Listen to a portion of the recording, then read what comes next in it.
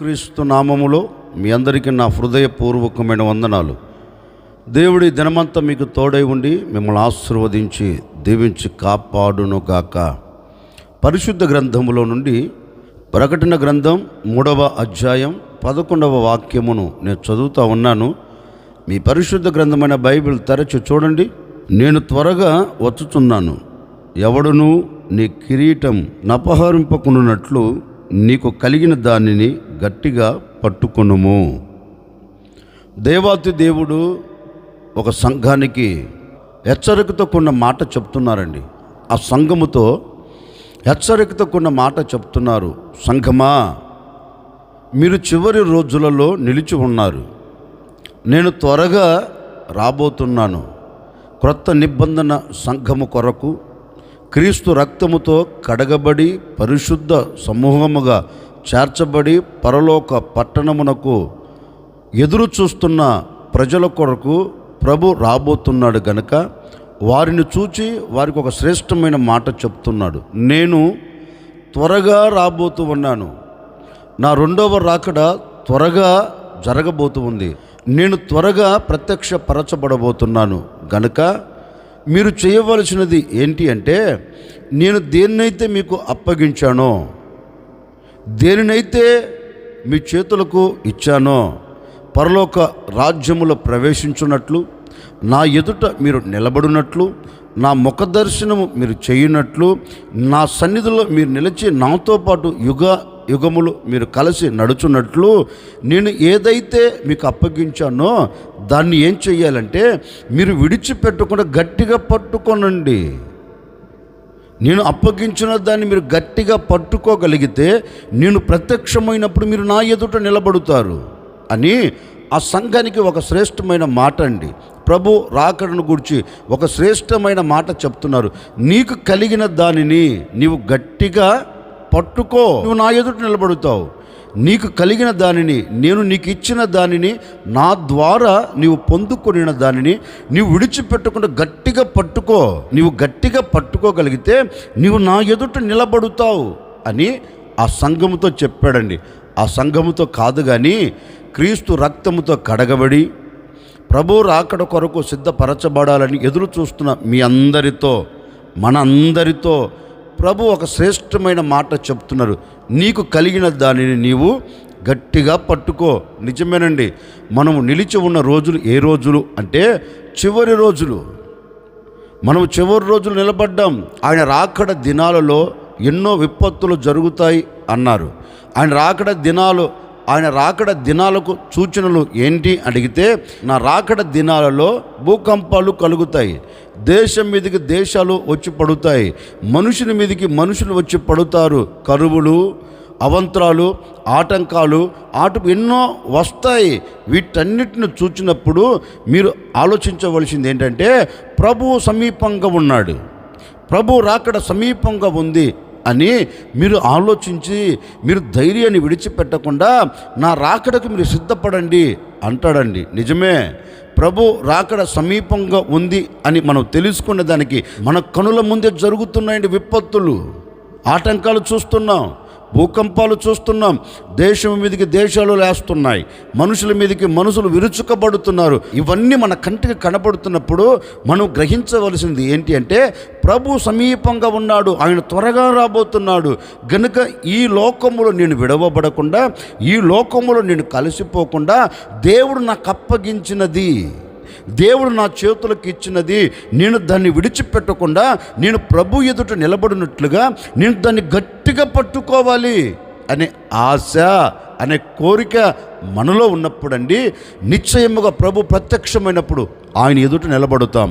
అందుకని ఒక సేవకుడిగా నేను మీకు అందించాలి అనుకున్న సందేశం ఏంటంటే, ప్రభు నీకు అప్పగించిన దానిని విడిచిపెట్టకుండా నీవు గట్టిగా పట్టుకోగలిగితే, ఈ చివరి దినాలలో నీవు దేవుని కొరకు నిలబడగలిగితే, ఈ చివరి దినాలలో నీ అడుగు జారిపోకుండా, నీ అడుగు పడిపోకుండా నీవు గట్టిగా పట్టుకొని నిలబడగలిగితే దేవుని ఎదుట నీవు ఖచ్చితంగా నిలిచి ఉండబోతూ ఉన్నావు.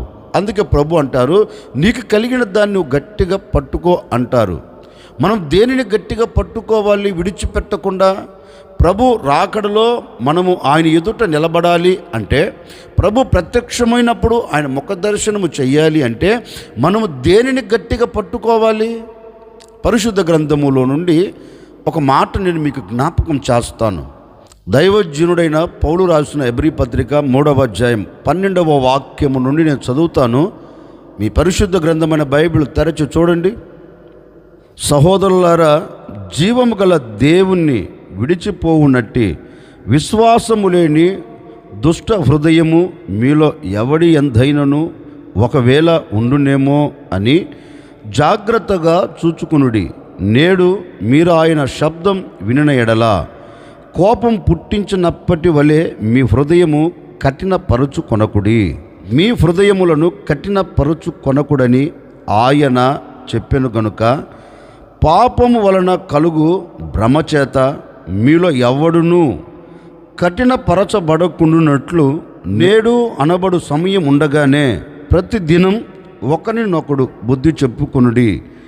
ఏలయనగా మొదట నుండి మనకున్న దృఢ విశ్వాసం అంతము మట్టుకు గట్టిగా చేపట్టిన ఎడలనే క్రీస్తులో పాలివారుమై ఉందుము.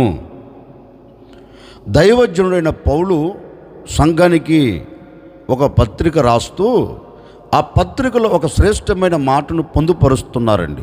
చూడండి, మనము నిలబడినది చివరి రోజులలో. ఈ చివరి రోజులలో మీరు చేయవలసినది ఏంటి అంటే, ఒకవేళ మీరు విశ్వాస సంబంధులు కాక మీరు అవిశ్వాసులుగా మలచబడుతారేమో. అవిశ్వాసులుగా మలచబడితే మీరు క్రీస్తులో పాలువారై ఉండలేరు. మీరు క్రీస్తు ప్రత్యక్షమైనప్పుడు ఆయన ఎదుట మీరు నిలబడలేరు. గనుక మీరు చేయవలసినది ఏంటి అంటే, సమయం దేవుడు మనకిచ్చాడు. ఆయన వచ్చేదానికి ముందు సమయం మనకిచ్చాడు.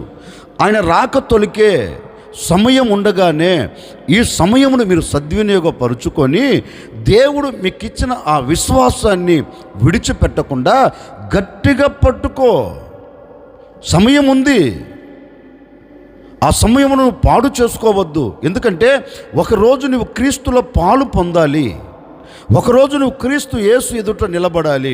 నీవు క్రీస్తులో పాలు పొందాలి అన్నా, నీవు క్రీస్తు యేసు ఎదుట నిలబడాలి అన్నా నీలో ఏముండాలి? విశ్వాసము ఉండాలి. విశ్వాసము లేకపోతే నువ్వు దేవుణ్ణి చూడలేవు. విశ్వాసము లేకపోతే క్రీస్తులో నీకు పాలు లేదు. కనుక ఈ చివరి రోజులలో దేవుడు నీకు సమయం ఇచ్చాడు. ఆ సమయాన్ని పోగొట్టుకోకుండా దేవుడు నీకు అప్పగించిన ఆ విశ్వాసమును గట్టిగా పట్టుకో.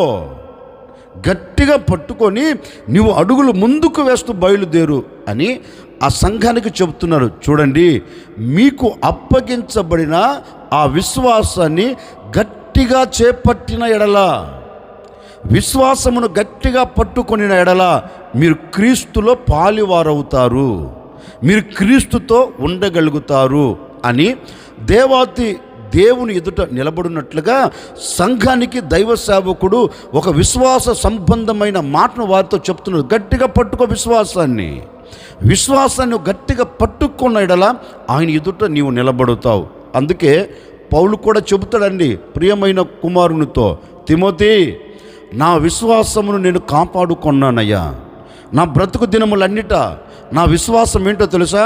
ఒకరోజు నేను ప్రభువును చూడాలి, ఒకరోజు నేను ప్రభు ఎదుట నిలబడాలి. ఈ విశ్వాస పోరాటములో నేను అవిశ్వాసిగా మలచబడకూడదు. ఈ విశ్వాస పోరాటములో దేవుడు నాకు అప్పగించిన విశ్వాసమును నేను గట్టిగా పట్టుకోవాలి అని ఈ దైవ సేవకుడు విశ్వాసాన్ని కాపాడుకుంటూ విశ్వాసాన్ని గట్టిగా పట్టుకొని మరణము వరకు విశ్వాసాన్ని విడిచిపెట్టలేదంటండి. నా మరణము వరకు నేను మంచి పోరాటం విశ్వాసంతోనే పోరాడాను.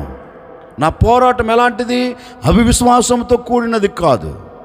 నా విశ్వాసం ఎలాంటిదంటే, నా పోరాటం ఎలాంటిదంటే, నిశ్చయముగా నేను దీన్ని సాధించగలను, నా ప్రభువును నేను చూడగలను, నా ప్రభు ఎదుట నేను నిలబడగలను అనే ఒక దృఢ విశ్వాసము చేత నేను అడుగు ముందుకు వేశాను. మరణం వరకు నేను విశ్వాసంతోనే సాగి వెళ్ళాను అంటాడండి పౌలు. నిజమే, పౌలు అంతగా చెప్పాడు ఆ సంఘానికంటే పౌలు ఆ విశ్వాసములో స్థిరపరచబడ్డాడు గనుకనే సంఘముతో చెప్తున్నాడు, నేను మంచి పోరాటము పోరాడినట్లుగా, నేను మంచి విశ్వాసాన్ని గట్టిగా చేతపట్టుకున్నట్లుగా మీరు కూడా దేవుని ఎదురు నిలబడాలి అంటే ఈ విశ్వాస పోరాటంలో మీరు పోరాడే ప్రతి విషయములో విశ్వాసం పట్టుకొని పోరాడండి, విశ్వాసము చేత పట్టుకుని అడుగులు ముందుకు వేయండి, అప్పుడు మీరు దేవుని ఎదుట మీరు నిలబడుతారు అంటాడండి. నిజమే, ఈ రోజున మనలో లేనిది, మనలో కంటికి కనబడకుండా మరుగైపోయినది ఏంటంటే దేవుని ఎదుట నిలబెట్టగలిగిన విశ్వాసం మనలో లేదండి. చిన్న చిన్న వాటికే విశ్వాసాన్ని కోల్పోతున్నాం, అవిశ్వాసపు స్థితిలో నిలిచిపోతూ ఉన్నాం. మనం దేవుని సన్నిధిలోనికి వచ్చేది ఎందుకంటే ప్రభువుని చూడాలి అని. ఆ ప్రభువుని నువ్వు చూడాలి అంటే నీలో ఉండవలసింది ఏంటో తెలుసా? విశ్వాసం. ఆ విశ్వాసం నువ్వు గట్టిగా పట్టుకుంటే తప్పక ఈ రెండవ రాకడలో ప్రభువుని నువ్వు చూడగలుగుతావు, ప్రభువుని నువ్వు చారగలుగుతావు. అందుకే ఓ సేవకుడిగా చెప్తున్నానండి, ఇప్పటి వరకు అవిశ్వాసపు అంచులో నువ్వు నిలబడిపోయావేమో, అవిశ్వాసపు అంచులో నిలబడిపోయి ఒకవేళ దేవునికి దూరం అయిపోతున్నావేమో. ఈ మాటలు వింటున్న నీవు మనసు వికసించబడి మరలా నీ హృదయాన్ని పురికొల్పుకొని నీ ఆత్మ సంబంధమైన జీవితం మరలా మార్చుకొని విశ్వాసంలోనికి నువ్వు రాగలిగితే, విశ్వాసాన్ని గట్టిగా పట్టుకోగలిగితే తప్పక నువ్వు నా దేవుని ఎదుట నిలిచి ఉండబోతూ ఉన్నావు. చూడండి, లేఖనములో కూడా మనం చదివితే లేఖనములో ఒక మాట రాయబడిందండి. దైవజనుడైన మోసే 12 మందిని పిలిచి ఆ వాగ్దానము చేయబడిన దేశం ఎలా ఉందో ఒకసారి చూచిరండి అని 12 మందిని పిలిచి పంపించారండి. ఈ 12 మంది వెళ్ళారు, వాగ్దానము చేయబడిన దేశంలో అడుగు పెట్టారు, తినవలసిన పనులన్నీ తిన్నారు, తిరిగే స్థలమంతా సంచరించారు. చిన్నగా 12 మంది సమాజం దగ్గరికి వచ్చారు. ఈ 12 మందిలో 10 మంది చెప్తున్నారు, అయ్యా భూమి శ్రేష్టమైనదే, ఫలాలు శ్రేష్టమైనవే, కానీ ఆ దేశములో ఉన్న శత్రువులు మామూలు కాదు, ఉన్నత దేహులు. వారి ఎదుట మనం ఎలా ఉన్నామో తెలుసా? చీమల వలె, మిడతల వలె వీరికి వీరే అవమానపరుచుకుంటున్నారండి. వారి ఎదుట మనం నిలబడలేము. వారు అజ్ఞానుబాబుల్లాగా ఉన్నారు, ఉన్నత దేహులు, బలవంతులు. ఆ దేశమును మనం స్వాధీనపరుచుకోలేము అని అవిశ్వాసపు మాటలతో ప్రజలందరినీ భయపెడుతున్నారండి. ఈ ప్రజలు కూడా ఆందోళన చెందుతున్నారు. నిజమే కదా, వీరు వెళ్ళి ఆ ప్రాంతాన్ని దర్శించి ఆ ప్రాంత ప్రజలను చూచి వచ్చారు కదా, నిజమే మనం వెళ్ళలేం అన్నట్లుగా అందరు అవిశ్వాస పంచులోనికి వెళ్ళిపోయారండి. ఇక ఇది జరగదు అన్నట్లుగా ఆ 12 మందిలో 2 వచ్చారు. 10 మంది ఏమో అవిశ్వాసపు మాట వారి నోట ఉంది, 10 మంది నోట. కానీ 2 వచ్చి ఒకటే అంటున్నారు. చూడండి, వీరు చెప్పినట్టే వారు ఉన్నత దేహులు, నిజమే, వారి ఎదుట మనము నిలబడలేం, వాస్తవమే. కానీ మన దేవుడు మనతో ఉన్నాడు గనుక ఆ శత్రువుల మీద దేవుడు మనకు జయం ఇవ్వబోతున్నాడు గనక నిశ్చయముగా ఆ దేశమును మనం స్వాధీనపరుచుకోబోతూ ఉన్నాం. చూడండి, ఒక 2 నోట విశ్వాసముతో కూడిన మాట వారు చెబుతున్నారు. ఐగుప్తు విడిచిన నాటి నుండి ఈనాటి వరకు ఎన్నిటి మీద దేవుడు మనకు జయం ఇవ్వలేదు, మన ఎదుట నిలబడిన శత్రువులను అణిచివేయలేదు, మన ముంగిటి నిలబడిన శత్రువులను అణిచివేసి మనకు జయమిస్తూ నడిపిస్తూ వచ్చిన దేవుడు ఆ ప్రాంతంలో శత్రువుల మీద ఎందుకు జయమివ్వడు? అయ్యా దైవజనుడా, నిశ్చయముగా దేవుడు మనల్ని ఆ చోటకి తీసుకుని వెళుతున్నాడు, అక్కడ స్థిరపరచబోతున్నాడు. ఏ దేశమునైతే దేవుడు ఇస్తాడు అని చెప్పాడో తప్పక దేవుడు ఆ దేశమును మనకు అప్పగించబోతున్నారు అనే విశ్వాసముతో వారు చెప్తున్నారండి. విశ్వాసపు ఒప్పుకోలు వారి నోట వస్తుంది. నిశ్చయముగా ఇస్తాడంతే దేవుడు, దాంట్లో సందేహమే లేదు. అవిశ్వాసం మాట రావట్లేదండి. నిశ్చయముగా దేవుడు చెప్పాడు, దాన్ని ఇస్తాడు. వీరు ఆ మాటను గట్టిగా పట్టుకున్నారు. ఏ మాటను? ఇస్తాను అని చెప్పిన దేవుడు మనకు ఇవ్వక మానడు. ఆ మాటను విశ్వాసపూరితముగా గట్టిగా పట్టుకున్నాడు. ప్రభు మాట ఇస్తే మాట తప్పడు కదా, అందుకని నేను విశ్వసిస్తున్నాం దేవుడు ఇస్తాడు ఆ ప్రాంతాన్ని మనకి అని వారు విశ్వాసంలో నిలబడిపోయారండి. 10 మంది ఏమో అవిశ్వాసపు మాట, ఇద్దరేమో విశ్వాసముతో కొన్న మాట. చూడండి, ఏ వ్యక్తి అయితే విశ్వాసముతో దైవ సేవకుడు యొద్ద చెప్పారో ఆ కుటుంబమే ఆ దేశంలో అడుగుపెట్టింది. అవిశ్వాసపు అంచులు నిలబడిన ఏ ఒక్కరు అడుగు పెట్టలేదండి. ఎందుకంటే విశ్వసించిన వాడు దాన్ని పొందగలుగుతాడు, విశ్వసించిన వాడు అద్భుతం చూడగలుగుతాడు. అవిశ్వాసంతో ఉన్నవాడు అద్భుతం చూడలేడు, చూడబోడు కూడా. వీరు విశ్వసించారు, అద్భుతం చూశారు, ఆ దేశంలో స్వాధీనపరుచుకున్నారు. ఎలా వెళ్ళగలిగారు, ఆ దేశంలో ఎలా అడుగు పెట్టగలిగారు అంటే వారు అంటారు, మా విశ్వాసమే మమ్మల్ని ఆ దేశంలో నిలిచి ఆ దేశంలో ఉన్న సారము మేము అనుభవించినట్లుగా మా దేవుడు ఈ దేశాన్ని మాకు శాశ్వతంగా అప్పగించారు అంటారండి. ఈ ఉదయకాల సమయంలో ఒక సేవకుడిగా నేను కూడా మీతో చెప్పాలి అనుకున్న నా దేవుని మాట ఏంటంటే, ఇంతకాలం నీ కుటుంబం పట్ల ఎందుకు అద్భుతం జరగట్లేదు, ఇంతకాలం నీ కుటుంబం పట్ల ఎందుకు ఆశ్చర్యమైన కార్యం జరగట్లేదు, ఇంతకాలం నీవు అనుకున్న గమ్యం ఎందుకు చేరలేకపోతున్నావు అంటే నీలో విశ్వాసపూరితమైన మాట లేదు, నీవు విశ్వాసాన్ని గట్టిగా పట్టుకోలేదు. అందుకే ఏ అద్భుతం నువ్వు చూడలేకపోతున్నావు. సమస్యగానే ఉంది, బాధగానే ఉంది. సమస్యలు తొలగిపోవట్లేదు, అవమానాలు తొలగిపోవట్లేదు, నిందలు తొలగిపోవట్లేదు. కారణం ఏంటి అంటే నీలో విశ్వాసం లేదు. నా దేవుడు చేయగలడు, నా దేవుడు అద్భుతం చేసి చూపించగలడు, ఈ కష్టంలో కూడా నా దేవుడు తప్పక అద్భుతం చేస్తాడు అనే విశ్వాసం నీలో లేదు గనుకనే నీవు అద్భుతం చూడలేకపోతూ వచ్చావు. ఈ ఉదయకాల సమయంలో నీవు దేవుని మీద విశ్వాసం ఉంచి ఆ విశ్వాసాన్ని గట్టిగా పట్టుకోగలిగితేనండి, నిశ్చయముగా కాలేబు యెహోషువ వాగ్దాన భూమిని స్వాధీనపరుచుకున్నట్లుగా నిశ్చయముగా నీవు కూడా స్వాధీనపరుచుకోవాలి. అంటే దేనిని నీవు పోగొట్టుకున్న దానిని, నీకు దూరమైపోయిన దానిని నీవు స్వాధీనపరుచుకోవాలంటే, నీ సమస్యలు తొలగిపోయి ఆనందము చూడాలి అంటే, నీ కష్టము తొలగిపోయి నువ్వు సుఖము అనుభవించాలి అంటే, విడిపోయిన నీ కుటుంబం మరలా కలపబడాలి అంటే, నీ కేసుల మధ్య నుంచి నువ్వు విడుదల పొందాలి అంటే, నీ సమస్యలన్నీ నీ ముంగిట నిలబడకుండా పారిపోవాలి అంటే, నిన్ను భయపెడుతున్న శత్రువులను ఎదుట నిలబడకుండా దూరపరచబడాలి అంటే, ఈరోజు విశ్వాసమును గట్టిగా పట్టుకోగలిగితే, విశ్వాసమును గట్టిగా పట్టుకొని దేవుని వైపు చూడగలిగితే, నిశ్చయముగా నా దేవుడు ప్రతిదీ నీ చేతులకు అప్పగించబోతూ ఉన్నాడు. పోగొట్టుకున్న సమాధానం మరలా పట్టుకోబోతూ ఉన్నావు, పోగొట్టుకున్న ఆనందం మరలా దేవుడు నీకు దయచేయబోతూ ఉన్నాడు. ఇబ్బందులు, ఇక్కట్లు, ఆటంకాలు, సమస్యల మధ్యలో నుండి నా ప్రభువుని బయటికి తీసుకొని వచ్చి నీకు సంతోషమును, ఆనందమును, నెమ్మదిని స్వాస్థ్యముగా నీ చేతులకు అప్పగించబోతూ ఉన్నాడు. ఈ దినము నుండి నీవు అనుకున్న ప్రతి కార్యము చూడబోతూ ఉన్నావు, నీవు అనుకున్న ప్రతి దానిలో విజయమును పొందబోతూ ఉన్నావు. ఇది సాధించలేను, ఇది నేను సంపాదించుకోలేను, దీన్ని చేరలేను అని నిస్సాయిస్తులు పడిపోయి ఉన్నావా? నీకే శుభవార్త, నీకే ఈ ఉదయకాల సమయంలో ప్రభు శుభవార్త చెప్తున్నారు. భయపడకు, నేను త్వరగా రాబోతున్నాను. నేను అప్పగించిన విశ్వాసం నువ్వు గట్టిగా పట్టుకోగలిగితే నిశ్చయముగా ఈ దినమే నువ్వు అద్భుతం చూడబోతూ ఉన్నావు, ఆశ్చర్యమైన కార్యం చూడబోతూ ఉన్నావు. అవిశ్వాసపు ఛాయ నీలో నుంచి నువ్వు దూరం చేసుకొని విశ్వాసాన్ని గట్టిగా పట్టుకోగలిగితేనండి, వారు చేరినట్లుగా నీవు కూడా తప్పక అనుకున్న గమ్యం నీవు చేరుదువుగాక. ఒకవేళ ఈ క్షణము వరకు ఉద్యోగం లేక బాధపడుతున్నావా? ఈరోజు నమ్మకం పెట్టు దేవుని మీద. నా ప్రభు నాకెందుకు ఇవ్వడు, నా ప్రభు ఎందుకు నా పట్ల అద్భుతం చేయడు? నేను పట్టుకున్నది ఎవరిని చాతకాన్ని దేవుని కాదు కదా. నేను మొరపెట్టింది ఎవరికి? వినగలిగిన దేవునికి కదా. నేను మొరపెట్టింది ఎవరికి? సజీవుడైన దేవునికి కదా. నేను మొరపెట్టింది ఎవరికి? సృష్టికర్త అయిన దేవునికి కదా. మరి ఆ దేవుడు నా పట్ల ఎందుకు కార్యము చేయడు? నేను ఆరాధించే దేవుడు సజీవుడు కదా, ఎందుకు అద్భుతం చేయడు? నిశ్చయముగా నా దేవుడు నాకు ఉద్యోగం ఇవ్వబోతున్నాడని విశ్వసించి విశ్వాసాన్ని గట్టిగా పట్టుకో.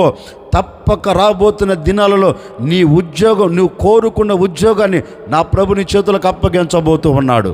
నీవు ఏ ఉద్యోగం కావాలని కోరుకునే విశ్వాసంతో గట్టిగా పట్టుకుంటున్నావో నీ చేతులకు నా ప్రభు దాన్ని అప్పగించబోతూ ఉన్నారు. ఈ అనారోగ్యంకి విడిచిపెట్టి వెళ్ళదా అని అవిశ్వాసం వద్దు. నిశ్చయముగా నా దేవుడు అద్భుతం చేస్తాడు, నాకు ఆరోగ్యం ఇస్తాడు, విశ్వసించు. దేవుడు అద్భుతం చేయబోతూ ఉన్నాడు. నీకు పరిపూర్ణమైన స్వస్థతను కలగ చేయబోతూ ఉన్నాడు. అందుకే ఈ ఉదయకాల సమయంలో దేని విషయంలో నువ్వు అద్భుతం చూడాలన్నా విశ్వాసాన్ని గట్టిగా పట్టుకుంటే తప్పక ప్రభు కార్యము చేయగలుగుతాడు. వాక్యం కూడా అంటుంది, నీ విశ్వాసమే నీ పట్ల అద్భుతం చేస్తుంది, నీ విశ్వాసమే నిన్ను స్వస్థపరుస్తుంది, నీ విశ్వాసమే నీ పట్ల కార్యమును చేయగలుగుతుంది. గనుక ఈరోజు విశ్వాసాన్ని గట్టిగా చేత పట్టుకుంటే, నీవు విశ్వాసాన్ని గట్టిగా పట్టుకుంటేనండి జరగని ప్రతి కార్యం నా దేవుడు ఈ దినం చేయబోతున్నాడు.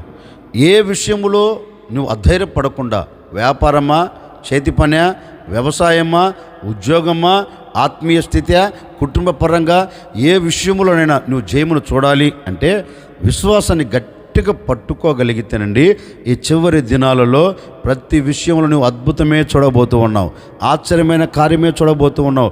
శరీరమునకు కావలసిన ప్రతి దీవెన దేవుడు దయచేయబోతూ ఉన్నాడు. నీవు దేవుని ఎదుట నిలబడి ఆయన ముఖ దర్శనము చేయగలిగిన కృపను కూడా నా దేవుడు నీకు దయచేయబోతున్నాడు. విశ్వాసాన్ని గట్టిగా పట్టుకో, ఒకరోజు ప్రభు ఎదుట నిలబడతావు. విశ్వాసాన్ని గట్టిగా పట్టుకో, నీ సమస్యల మధ్యలో నుంచి దేవుడు నిన్ను, నీ కుటుంబాన్ని తప్పించబోతూ ఉన్నారు. ఆశ్చర్యకరుడా, మీకు స్తోత్రాలు చెల్లిస్తూ ఉన్నాం నాయన. ఈ ఉదయకాల సమయంలో మీరు మాతో మాట్లాడారు. నీకు కలిగిన దాన్ని గట్టిగా పట్టుకొనుము అని మీరు సెలవిచ్చి ఉన్నారు.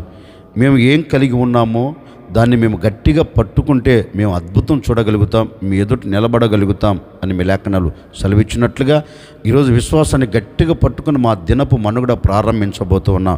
ఈ దినమంతా నాయన మేము అనుకున్న గమ్యం చేరునట్లుగా, మేము అనుకున్న దానిలో దీవెన చూచున్నట్లుగా అని ఎందరైతే కోరుకొని ప్రార్థన చేసుకుంటున్నారో ప్రతి కుటుంబానికి, ప్రతి వ్యక్తికి అలాంటి దీవెన, అలాంటి ఆశీర్వాదాన్ని కలుగ చేయండి. ఆత్మ సంబంధమైన జీవితం కూడా నీ ఎదుట నిలబడగలిగిన కృపను, నిన్ను చూడగలిగిన ఆ ధన్యతను ప్రతి ఒక్కరికి మీరు దయచేసి మీ ఘనమైన నామమునకు మహిమ తెచ్చుకోమని యేసు నామములో అడిగి వేడుకొనుచున్నాము తండ్రి, ఆమెన్. ఈ దినమంతా నువ్వు దేనినైతే చూడాలని ఆశపడుతున్నావో, దేనినైతే చేరాలని కోరుకుంటున్నావో తప్పక ఈరోజు విశ్వాసాన్ని గట్టిగా చేతపట్టుకొని ఆయన వైపు నువ్వు చూడగలిగితే నీవు అనుకున్న గమ్యం నీ కుటుంబం చేరునుగాక. ఆమెన్.